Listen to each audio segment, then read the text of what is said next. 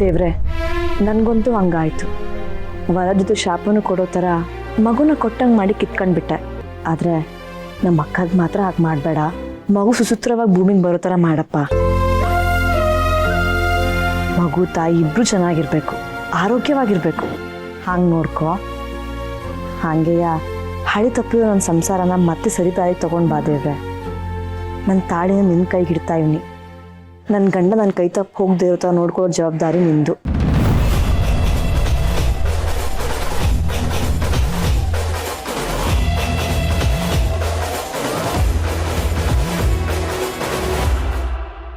ನಾನು ಇನ್ನೂ ನಂಬಿದ್ದೀನಿ.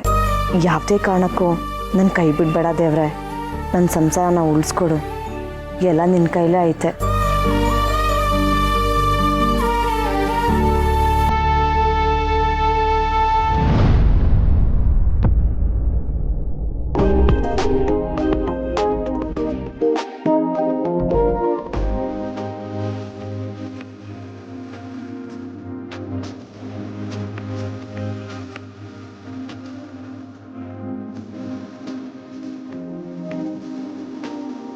ಜೈ, ನಾನು ಮದುವೆ ಗೆಟಪ್ಪಲ್ಲಿ ಹೇಗೆ ಕಾಣಿಸ್ತಾ ಇದ್ದೀನಿ? ಹಾಗೆ ಹೇಳಿಲ್ವ ಬೇಬಿ, ನೀನು ನನ್ನ ಕಣ್ಣಿಗೆ ಹೇಗೆ ಇದ್ರೂ ಚೆನ್ನಾಗೇ ಕಾಣಿಸ್ತೀನಿ. ಈ ಗೆಟಪ್ಪಲ್ಲಿ ಯು ಆರ್ ಲುಕಿಂಗ್ ಅಲ್ಟಿಮೇಟ್. ನಂಗೆ ತುಂಬಾ ಖುಷಿ ಆಗ್ತಿದೆ Jai. Thank you so much. ಇದಕ್ಕೆಲ್ಲ ಯಾರಾದ್ರು ಥ್ಯಾಂಕ್ಸ್ ಹೇಳ್ತಾರಾ? ನೀನೊಬ್ಳು ಮಾತ್ರ ಖುಷಿನಾ? ನನಗಿಲ್ವಾ? ಇದಿಬ್ರಿಗೂ ಖುಷಿನೇ. ಸೊ ಥ್ಯಾಂಕ್ಸ್ ಎಲ್ಲ ಹೇಳಂಗಿಲ್ಲ. ಇದೇ ಖುಷಿಗೆ ಒಂದು ಸೆಲ್ಫಿ ತಗೊಳ್ಳೋಣ.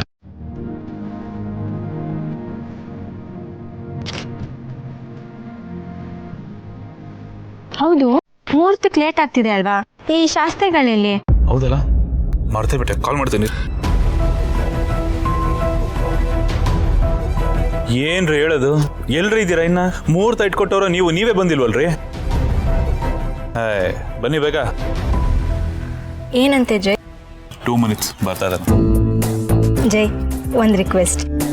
ಅವ್ರು ಬರೋವರೆಗೂ ನಿಂತ್ಕೊಂಡು ಕಾಯೋ ಬದಲು ಹಸೆ ಮಣ್ಣೆ ಮೇಲೆ ಕೂತ್ಕೊಳ್ಳೋಣವಾ? ಆ್ಯಕ್ಚುಲಿ ಹಸೆ ಮಣ್ಣೆ ಮೇಲೆ ಕೂತ್ಕೊಳ್ಳೋದು ನನ್ನ ಕನಸು. ನೀನು ಎಲ್ಲ ಕನಸನ್ನು ನನ್ಸ್ ಮಾಡ್ತಾ ಇದೀನಿ ತಾನೆ? ಇದು ಯಾವ ಮಹಾ? ಕೂತ್ಕೋ. ನೀವು ಒಟ್ಟಿಗೆ.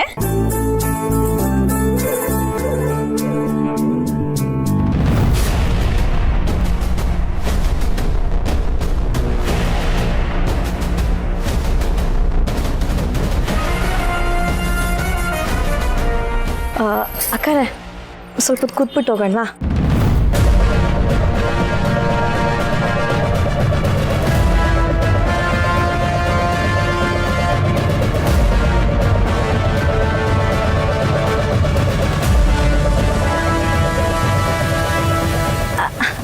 ಅಕ್ಕರೆ, ಪ್ರಸಾದ ಕೊಡ್ತಾರೆ, ತಗೊಂಬರ್ತೀನಿ. ಸರಿ.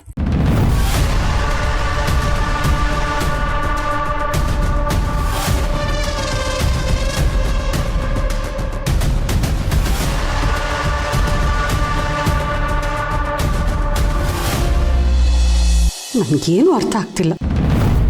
ಅಲ್ಲ ರೀ, ನೀವಿಷ್ಟು ಹೇಳಿದ್ಮೇಲೂ ಅವ್ನು ಹಾಗೆ ಮಾಡ್ಕೊಂಡು ಬಂದಿದ್ದಾನಲ್ಲ. ಅಪ್ಪನ ಮಾತಿಗೆ ಬೆಲೆನೇ ಬೇಡವಾ? ನೀವು ನನ್ನ ನೆಬ್ಬಿಸ್ಬೇಕಿತ್ತು.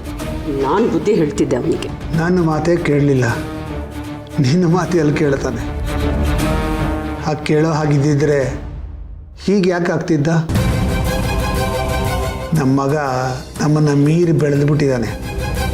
ನಮ್ಮ ಮಾತು ಇವಾಗ ಅವನ ಕಿವಿ ಮೇಲೆ ಬೀಳೋದೇ ಇಲ್ಲ. ಮೊದಲು ನಮ್ಮ ಮಗ ಆಗಿದ್ದ, ಈಗ ದೊಡ್ಡ ಬಿಸ್ನೆಸ್ ಮ್ಯಾನ್ ಆಗ್ಬಿಟ್ಟಿದ್ದಾನೆ. ಅವನ ಲೆವೆಲ್ಲೇ ಚೇಂಜ್ ಆಗಿಬಿಟ್ಟಿದೆ. ಜೀವ ಮೊದಲು ಕರೆಕ್ಟಾಗೇ ಇದ್ದ ಮಾವ. ಚೇಂಜ್ ಆಗಿತ್ತು ಆ ಭೂಪತಿ ಸಹವಾಸ ಮಾಡಿದ್ಮೇಲೆ. ನಾನು ಆ ವಿಷಯನ ಜೀವ ಹತ್ರ ತುಂಬ ಸರಿ ಹೇಳಿದ್ದೀನಿ. ಬಟ್ ಅವನಲ್ಲಿ ಕೇಳ್ತಾನೆ. ಅವ್ನು ಯಾವಾಗ ನೋಡಿದ್ರು ಅವ್ರ ಪರವಾಗೇ ಮಾತಾಡ್ತಾನೆ. ನಾವು ಜಾಸ್ತಿ ಏನಾದರೂ ಹೇಳೋದಕ್ಕೆ ಹೋದರೆ ನಾವು ಅವನ್ನ ಬ್ಲೇಮ್ ಮಾಡ್ತಾ ಇದ್ದೀವಿ, ಉಪದೇಶ ಕೊಡ್ತಾ ಇದ್ದೀವಿ ಅಂತ ನಮ್ಮ ಮೇಲೆ ಕೋಪ ಮಾಡ್ಕೊಳ್ತಾನೆ. ಭೂಪತಿ ಕನೆಕ್ಷನ್ ಒಂದು ಕಟ್ಟಾದರೆ ಇವನು ಟ್ರ್ಯಾಕಿಗೆ ಬರ್ತಾನೆ. ಬಟ್ ಅದು ಹೇಗೆ ಕಟ್ ಮಾಡೋದು ಅನ್ನೋದೇ ಗೊತ್ತಾಗ್ತಾ ಇಲ್ಲ. ನೀನು ಹೇಳಿದ ನಿಜಾನಮ್ಮ. ಜೀವ ಹೀಗಾಗಿರೋದಕ್ಕೆ ಅವ್ರ ಸಹವಾಸನೇ ಕಾರಣ. ಅವರು ನಿಜವಾಗ್ಲೂ ಇವನು ಹಿತೇಶ ಆಗಿದ್ದಿದ್ರೆ ಬುದ್ಧಿ ಹೇಳಿರೋರು ಹೀಗೆಲ್ಲ ಮಾಡಕ್ಕೆ ಬಿಡ್ತಾ ಇರಲಿಲ್ಲ. ಇದಕ್ಕೆಲ್ಲ ಉತ್ತೇಜನ ಕೊಡ್ತಾ ಇರಲಿಲ್ಲ ಅವರು. ಅಲ್ಲ, ನಾನು ಅವ್ರಿಗೆ ಫೋನ್ ಮಾಡಿ ಅಷ್ಟು ರಿಕ್ವೆಸ್ಟ್ ಮಾಡ್ಕೊಂಡಿದ್ದೀನಿ. ನಾನು ಮಾತನ್ನು ಅವ್ರು ಗಂಭೀರವಾಗಿ ತಗೊಂಡೇ ಇಲ್ಲ. ಅವನಿಗೆ ಬುದ್ಧಿ ಹೇಳೋ ಬದಲು ಉಲ್ಟಾ ಅವನಿಗೆ ಕೂಡಿಸ್ ಕಳಿಸಿದ್ದಾರೆ. ಉರಿಯೋ ಬೆಂಕಿಗೆ ತುಪ್ಪ ಸುರಿಯೋ ಹಾಗೆ. ಅವ್ರಿಗೆ ಹೇಳಿ ಏನ್ರಿ ಪ್ರಯೋಜನ? ನಮ್ಮ ಸುಪುತ್ರಂಗೆ ಬುದ್ಧಿ ಇರಬೇಕು. ಒಳ್ಳೇದು ಯಾವುದು ಕೆಟ್ಟದ್ದು ಯಾವುದು ಅಂತ ಅವನಿಗೆ ಗೊತ್ತಾಗೋದಿಲ್ವಾ? ನಮ್ಮ ಹತ್ರನೇ ಹುಡುಕಿಟ್ಕೊಂಡು ಬೇರೆಯವ್ರಿಗೆ ಜೂಸಿ ಏನು ಪ್ರಯೋಜನ ಹೇಳಿ? ಮೊದಲು ಇವನನ್ನು ಸರಿಯಾದ ದಾರಿಗೆ ತರಬೇಕು. ಬಿಸ್ನೆಸ್ ಮ್ಯಾನ್ ಆಗಿದ್ದೇ ಆಗಿದ್ದು ಅವ್ನ ಕತ್ತೆ ಚೇಂಜ್ ಆಗಿಬಿಟ್ಟಿದೆ. ಏನೋ ಚಿನ್ನದ ಸ್ಪೂನ್ನ ಬಾಯಲ್ಲಿ ಇಟ್ಕೊಂಡೇ ಹುಟ್ಟಿದ್ದೀನಿ ಅನ್ನೋ ಥರ ಆಡ್ತಾ ಇದ್ದಾನೆ. ಅದಂತೂ ನಿಜ ಅತ್ತೆ. ಮಾತೆತ್ತಿದ್ರೆ ನಾನು ದೊಡ್ಡ ಬಿಸ್ನೆಸ್ ಮ್ಯಾನು, EMI ಇಲ್ಲದೆ ಮನೆ ಕಟ್ಟಿದ್ದೀನಿ, ಅದು ಇದು ಅಂತ ಸುಮ್ಮನೆ ಬಿಲ್ಡಪ್ ತಗೊಳ್ತಾ ಇರ್ತಾನೆ. ನಾವು ಏನು ಹೇಳೋದಕ್ಕೆ ಹೊರಟಿದ್ದೀವಿ ಅಂತ ಅರ್ಥನೇ ಮಾಡ್ಕೊಳ್ಳಲ್ಲ. ನನ್ನ ಪ್ರಕಾರ ಅವ್ರ ಕುಮ್ಮಕ್ಕಿಂದಾನೇ ಇವನು ಹೀಗಾಗಿರೋದು. ಅವ್ರ ಸಹವಾಸದಿಂದಾನೇ ನಮ್ಮ ಮಗ ಹಾಳಾಗೋಗಿರೋದು. ಮೊದಲು ಅವ್ರ ಸಹವಾಸದಿಂದ ಇವನನ್ನು ತಪ್ಪಿಸ್ಬೇಕು. ಅವ್ರಿಗೆ ಖಡಕ್ಕಾಗಿ ವಾರ್ನಿಂಗ್ ಕೊಡಬೇಕು. ಇಲ್ಲ ಅಂದರೆ ಇದು ಸರಿ ಹೋಗೋದಿಲ್ಲ. ಇದು ಹೀಗೆ ಮುಂದುವರಿತಾ ಇರುತ್ತೆ. ಈಗ ಮಾಡಿದ್ರೆ ಹೇಗೆ? ಈ ವಿಷಯನ ಅಣ್ಣಂಗೆ ಹೇಳಿದ್ರೆ ಇದೆಲ್ಲ ಜಸ್ಟ್ 2 ಮಿನಿಟ್ಸ್ ಕೆಲಸ ಅಷ್ಟೇ. ಎಲ್ಲಿ ಟೈಟ್ ಮಾಡಬೇಕೋ ಅದು ಮಾಡ್ತಾನೆ. ಏನಂತೀರಾ ಹೇಳೋಣವಾ? ಬೇಡ ಕಂದ, ಅಳಿಯಂದ್ರು ಈಗ ಮಗು ಬರುತ್ತೆ ಅನ್ನೋ ಸಂತೋಷದಲ್ಲಿದ್ದಾರೆ. ಸುಮ್ಮನೆ ಅವ್ರಿಗಿದನ್ನೆಲ್ಲ ಹೇಳಿ ಟೆನ್ಷನ್ ಕೊಡೋದು ಬೇಡ. ನಾವೇ ಇದನ್ನೆಲ್ಲ ಸರಿ ಮಾಡೋಕ್ಕೆ ನೋಡೋಣ. ನಮ್ಮ ಕೈ ಮೀರಿ ಹೋಗ್ತಾ ಇದೆ ಅಂತಂದಾಗ ಆಗ್ಬೇಕಾದ್ರೆ ಅಳಿಯಂದ್ರಿಗೆ ಹೇಳಿದ್ರಾಯ್ತು. ಸರಿ ಅತ್ತೆ.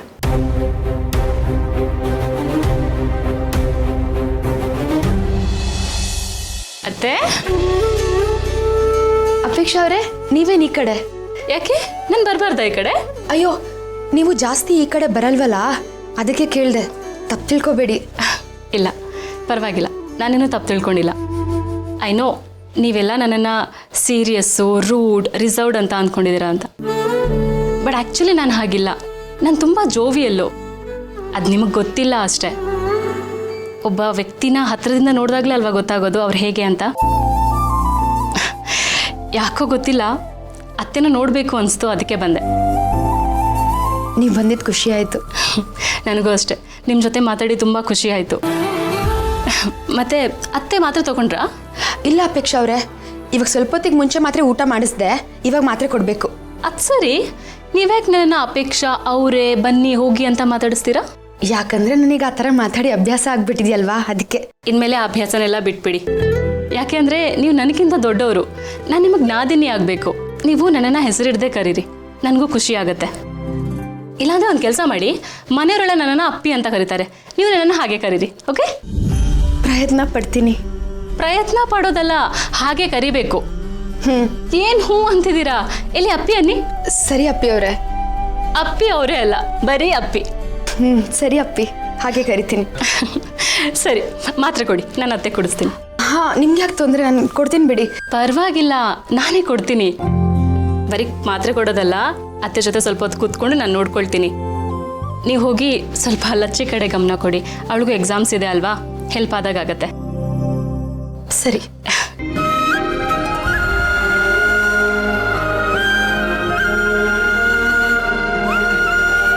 ಇಲ್ಲಿ ಆನಿ.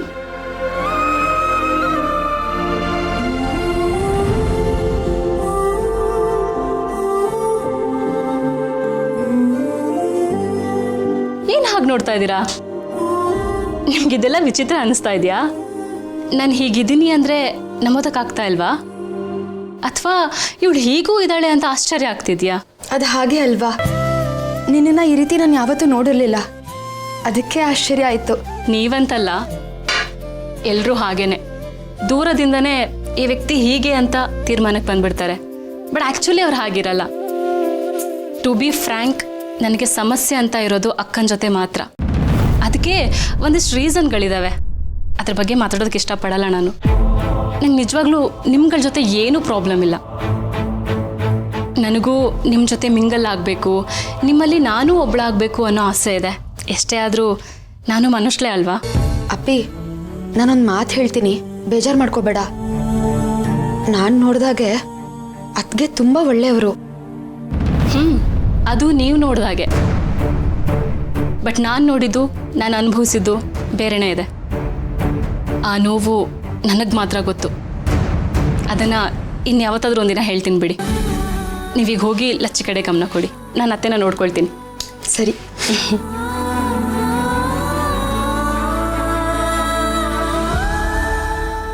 ಅತ್ತೆ, ನಾನು ಯಾರು ಅಂತ ಗೊತ್ತಾಯ್ತಾ? ನಾನು ನಿಮ್ಮ ಸೊಸೆ, ನಿಮ್ಮ ಚಿಕ್ಕ ಸೊಸೆ. ನನ್ನ ಹೆಸರೇನು ಹೇಳಿ? ಅಪ್ಪಿ, ಅಪೇಕ್ಷಾ ಅಂತ.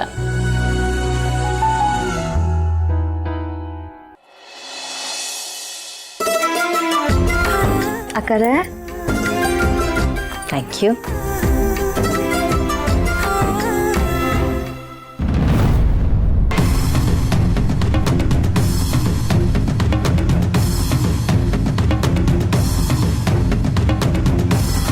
ಅರ್ಚಕ್ರೆ, ಏನಾಗ್ತತೆ ಅಲ್ಲಿ?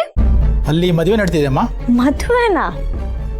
ಗಂಡು ಹೆಣ್ಣು ಬಿಟ್ರೆ ಬಂಧು ಬಳಗ ಯಾರೂ ಇಲ್ಲ. ಒಳ್ಳೆ ಪೂಜೆ ಕುಂತವ್ರೆ. ಇದ್ಯಾ ಸೀಮೆ ಮದುವೆ? ಅದು ಒಂಥರ ಮದುವೆ, ಒಳ್ಳೆ ಮುಹೂರ್ತ ಇದೆ ಅಂತ ಸರಳವಾಗಿ ಮದುವೆ ಆಗ್ತಾ ಇದ್ದಾರೆ. ಓ, ಸರಳ ಮದುವೆ ಅನ್ನಿ. ಮದುವೆ ಹೆಂಗಾಗ್ತೀವಿ ಅನ್ನೋದು ಮುಖ್ಯ ಅಲ್ಲ, ಮದುವೆ ಆದ್ಮೇಲೆ ಹೆಂಗಿರ್ತೀವಿ ಅನ್ನೋದು ಮುಖ್ಯ. ಹಾಕಿರೋ 3 ಗಂಟು ನಂಟಾಗ್ಬೇಕೇ ಹೊರತು ಅಂಟಾಗಬಾರ್ದು ಅಲ್ವಾ ಅರ್ಚಕ್ರೆ? ಹೌದಮ್ಮ, ನೀನು ಹೇಳಿದ ನಿಜ. ಅಕ್ಕರೆ, ಅಲ್ಲಿ ನೋಡಿ, ಹಿಂದೆ ಮುಂದೆ ಸುತ್ತ ಮುತ್ತ ಬಂಧು ಬಳಗ ಯಾರೂ ಇಲ್ಲ. ಪರದೇಸಿಗಳ ಥರ ಮದುವೆ ಆಗ್ತವ್ರೆ. ನಾವು ಹೋಗ್ಬಿಟ್ಟು ಅಕ್ಷತೆ ಹಾಕ್ಬಿಟ್ಟು ಬರೋಣವಾ? ಮಲ್ಲಿ, ಯಾಕೆ ಹಾಗಂತೀಯ? ಅವ್ರಿಗೇನು ಅನಿವಾರ್ಯತೆ ಇದೆಯೋ ಏನೋ. ಅದು ಅಲ್ಲದೆ ಕರೀದೆ ಎಲ್ಲೂ ಹೋಗ್ಬಾರ್ದು, ಆಮೇಲೆ ಊಟಕ್ಕೆ ಬಂದ್ಬಿಟ್ಟಿದೀವಿ ಅನ್ಕೋತಾರೆ. ಅದು ನಿಜ ಅಂದಿ. ಹಾ ಸರಿ, ಪ್ರದಕ್ಷಿಣೆ ಹಾಕೊಂಡು ಬರೋಣವಾ? ನೀನು ಹೋಗಿ ಬರ್ತೀಯಾ? ನಂಗೆ ಸ್ವಲ್ಪ ಆಯಾಸ ಆಗ್ತಿದೆ. ಹೌದಾ, ಸರಿ ತಕೊಳ್ಳಿ, ಇದು ನೀವು ಹೇಳ್ತೀನಿ. ನನ್ಗೆ ಆಯಾಸ ಆಗ್ತಿದೆ, ಆಸೆ ಆಗ್ತಿಲ್ಲ. ಹೋಗ್ಬಾ. ಸರಿ.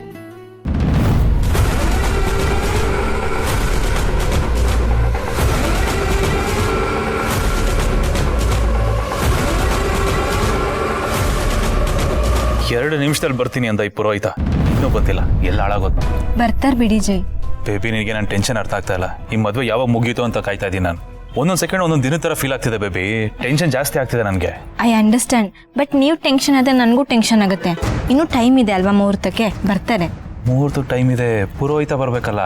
ಅವ್ನು ಬಂದು ಮಂತ್ರ ಹೇಳಿ ನೀನು ಕುತ್ಕಕ್ಕೆ ತಾಳಿ ಕಟ್ಟೋವರೆಗೂ ನನಗೆ ಸಮಾಧಾನ ಇಲ್ಲ ಬೇಬಿ. ಇನ್ನೊಂದ್ಸಲಿ ಕಾಲ್ ಮಾಡಿಬಿಡಿ.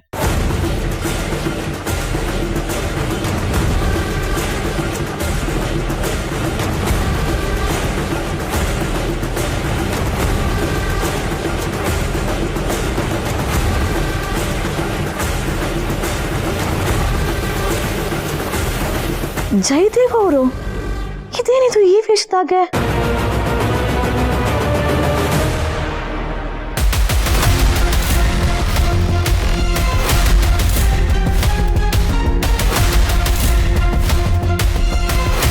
ಅಂದ್ರೆ ಇವರಿಬ್ರು ಕ್ಷಮಿಸಿ, ಬರೋದು ಸ್ವಲ್ಪ ತಡ ಆಯ್ತು. ಏನ್ರಿ ಶಂಸದು? ನಮ್ಮ ಪುಣ್ಯ ಬಂದ್ರಲ್ಲ, ಬರಲ್ಲ ಅನ್ಕೊಂಬಿಟ್ಟಿದ್ದೆ ನಾನು. ಚೇಚೆ, ಎಲ್ಲಾದ್ರೂ ಉಂಟಾ? ಒಪ್ಕೊಂಡ್ಮೇಲೆ ಮುಗೀತು.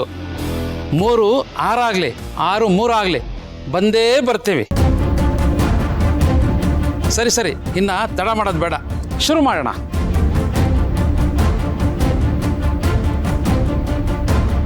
ಹೂವು, ಹಣ್ಣು, ಬಾಟೆ ಬರೋದು ಏನೇನು ಬೇಕೋ ಎಲ್ಲ ನೀವೇ ತಂದ್ಬಿಡಿ. ಆಮೇಲೆ ಮುಹೂರ್ತಕ್ಕೆ ಟೈಮ್ ಆಯ್ತು.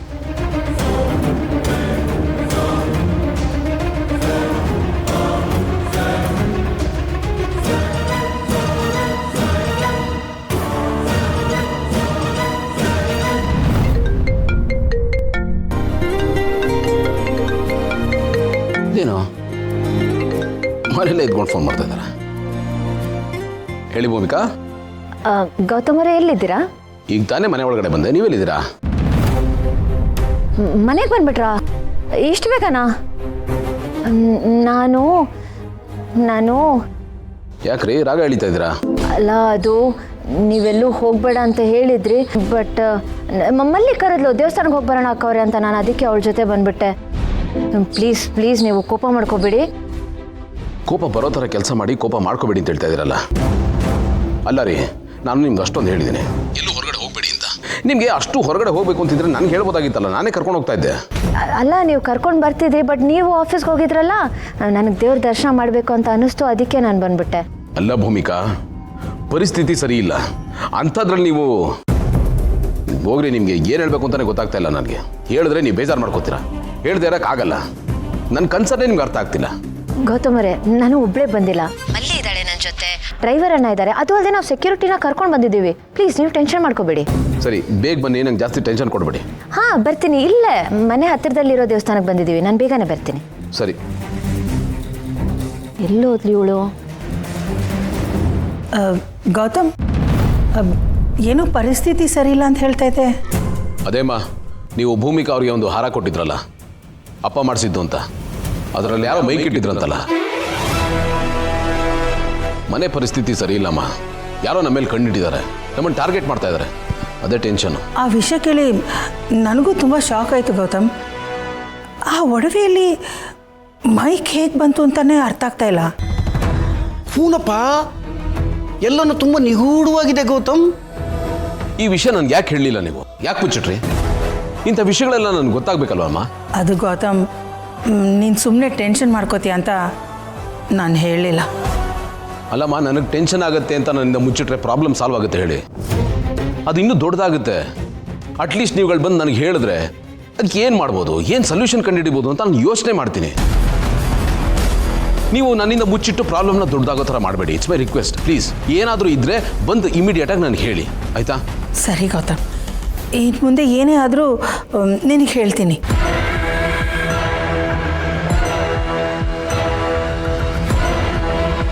ನೋಡಿದ್ಯಾ ಸಿಸ್ಟರ್, ಅವಳು ಆಲ್ರೆಡಿ ಅವನ ಕಿವಿ ಊದ್ಬಿಟ್ಟಿದ್ದಾಳೆ. ಅವನೇನಾದರೂ ಇಂಟರ್ನಲ್ ಎನ್ಕ್ವೈರಿ ಮಾಡಿದ್ರೆ ನಮ್ಮ ಬುಡಕ್ಕೆ ಬರುತ್ತಲ್ಲ, ಅವಾಗೇನು ಮಾಡೋದು? ನನಗೂ ಅದೇ ಯೋಚನೆ ಆಗ್ತಿದೆ ಅಣ್ಣ. ನಮಗೇನಾದರೂ ಅಪಾಯ ಆಗತ್ತೆ ಅಂತಂದರೆ ಅದಕ್ಕೇನಾದರೂ ವ್ಯವಸ್ಥೆ ಮಾಡೋಣ.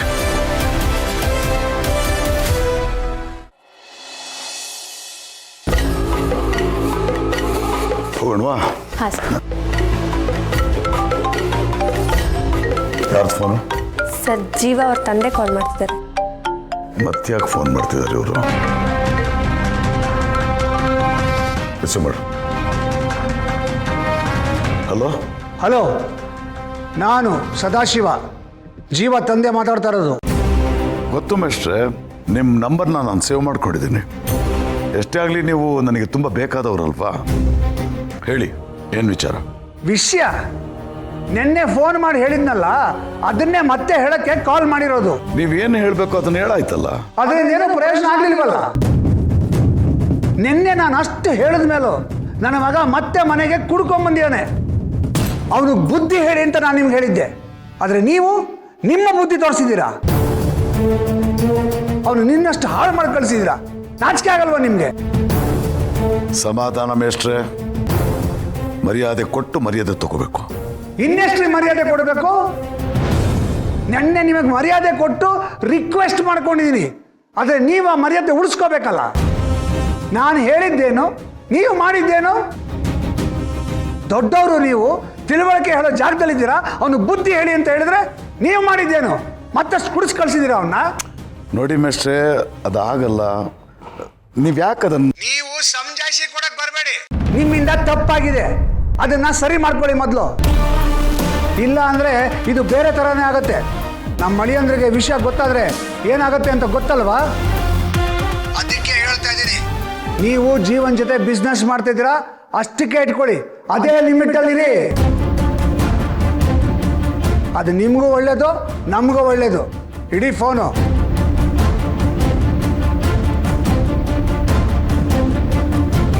ಈ ಮೇಷ್ಟ್ರದ ಅತಿ ಆಗ್ಬಿಡ್ತಾ, ಬಾಯಿಗೆ ಬಂದಂಗೆ ಮಾತಾಡ್ತಾರೆ. ಮಾಡ್ಲಿ ಇವ್ರು ಈಗ ಮಾಡಿದಷ್ಟು ನನ್ನ ಹಠ ಜಾಸ್ತಿ ಆಗುತ್ತೆ. ನಾನು ಆ ಜೀವ ಹತ್ರ ಆಗ್ತಾ ಇರೋದು, ಆ ಜೀವ ಹಾಳಾಗ್ತಾ ಇರೋದು ಈ ಕಾರಣಕ್ಕೋಸ್ಕರ. ಅವ್ರ ನೆಮ್ಮದಿ ಹಾಳಾಗ್ತಿದೆ ಅಂದರೆ ನಾನು ಸಕ್ಸಸ್ ಆಗ್ತಿದ್ದೀನಿ ಅಂತಲೇ ಅರ್ಥ. ಈಗ ಇವ್ರು ನೆಮ್ಮದಿ ಕಳ್ಕೊಂಡಿದ್ದಾರೆ, ಆಮೇಲೆ ಗೌತಮ್ ದಿವಾನ್ ನೆಮ್ಮದಿ ಕಳ್ಕೊಳ್ತಾನೆ. ಆ ಲೆವೆಲ್ಗೆ ಅವ್ರ ಜೀವನನ ಹಾಳು ಮಾಡ್ತೇನೆ, ಬರ್ಬಾದ್ ಮಾಡ್ತೇನೆ. ಅವ್ರಿಗೆ ಗೊತ್ತಿಲ್ಲ ಈ ರಾಜೇಂದ್ರ ಭೂಪತಿ ಯಾರು ಅಂತ. ಸದ್ಯದಲ್ಲೇ ತೋರಿಸ್ತೇನೆ. ಎಲ್ಲಿ ಹೊಡಿಬೇಕೋ ಅಲ್ಲೇ ಹೊಡಿತೇನೆ.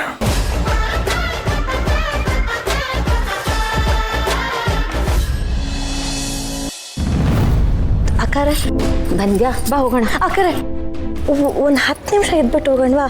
ಈ ವಾತಾವರಣ ಬಹು ಪಸಂದಾಗೈತೆ, ಸಮಾಧಾನ ಆಗ್ತೈತೆ. 10 ನಿಮಿಷ ತೊಳಿ ಹಾರ ಹಾಕಿ ಅವ್ರಿಗೆ. ಮಲ್ಲಿ, ಗೌತಮ್ ಅವ್ರು ಆಲ್ರೆಡಿ ಮನೆಗೆ ಬಂದ್ಬಿಟ್ಟಿದ್ದಾರೆ, ಕೂಗಾಡ್ತಿದ್ದಾರೆ, ಹೋಗ್ಲೇಬೇಕು. ಬಾ ಬಾ ಬಾ. ಅಕ್ಕರೆ ದಯವಿಟ್ಟು ಇಲ್ಲ ಅನ್ಬೇಡಿ, 10 ನಿಮಿಷ ಇದ್ಬಿಟ್ಟು ಹೋಗೋಣ ದಯವಿಟ್ಟು. ಯಾಕೋ ಬಿಡಂಗೆ ಕಾಣಿಸ್ತಿಲ್ಲ, ಬಟ್ 10 ನಿಮಿಷ ಸರಿನಾ? ಆದರೆ ನೋಡು, ಗೌತಮ್ ಅವ್ರು ಏನಾದರೂ ಹೇಳಿದ್ರೆ ನೀನೇ ಹ್ಯಾಂಡಲ್ ಮಾಡ್ಬೇಕು, ಸರಿನಾ? ಹಾಂ, ನಾನು ನೋಡ್ಕೊಳ್ತೀನಿ. ಕೂತ್ಕೊ.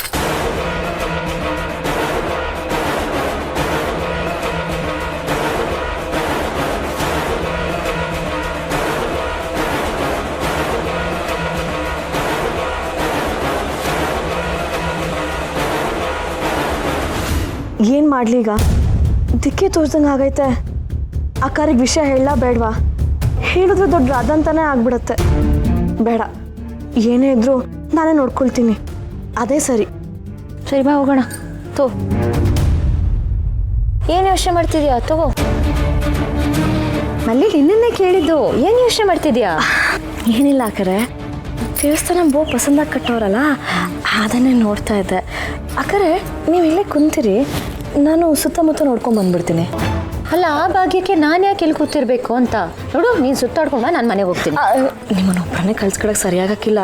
10 ನಿಮಿಷ ನೀವಿಲ್ಲೇ ಕುಂತೀರಿ, ನಾನು ಹೋಗಿ ಬಂದ್ಬಿಡ್ತೀನಿ. ಮಲ್ಲಿ, ಗೌತಮ್ ಅವ್ರು ಮನೆಗೆ ಬಂದುಬಿಟ್ಟಿದ್ದಾರೆ, ಟೆನ್ಷನಲ್ಲಿದ್ದಾರೆ. ಅದು ಅಲ್ಲದೆ ನನಗೊಂದು ಸ್ವಲ್ಪ ಟಯರ್ಡ್ ಆಗ್ತಿದೆ. ನನಗೆ ಆಯಾಸ ಆಗಿದೆ ಅಂತ ಅವ್ರಿಗೇನಾದರೂ ಗೊತ್ತಾದರೆ, ಇದಕ್ಕೆ ನೀನು ದೇವಸ್ಥಾನಕ್ಕೆ ಹೋಗಿದ್ದು ಅಂತ ನನಗೆ ಸರಿಯಾಗಿ ಕ್ಲಾಸ್ ತೊಗೋತಾರೆ. ಪ್ಲೀಸ್, ನಾನು ಮನೆಗೆ ಹೋಗಿ ಬರ್ತೀನಿ.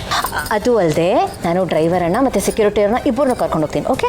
ನಿಮಗೇನು ಬೇಜಾರಿಲ್ಲ ಅಲ್ಲ ಅಕ್ಕರೆ? ನಾನು ಯಾಕೆ ಬೇಜಾರು ಮಾಡ್ಕೊಳ್ಳಿ? ಅಲ್ಲ, ನಿಮ್ಮನ್ನೊಬ್ಬರೇ ಕಳಿಸ್ಕೊಡ್ತಿದ್ದೀನಿ ಅಂತ. ಏಚಿ, ನನಗೇನು ಬೇಜಾರು ಇಲ್ಲ.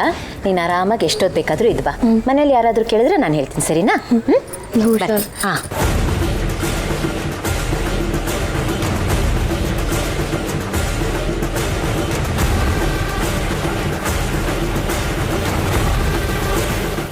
ಹಲೋ, ನಾನು ಮಲ್ಲಿ ಮಾತಾಡ್ತಾ ಇರೋದು.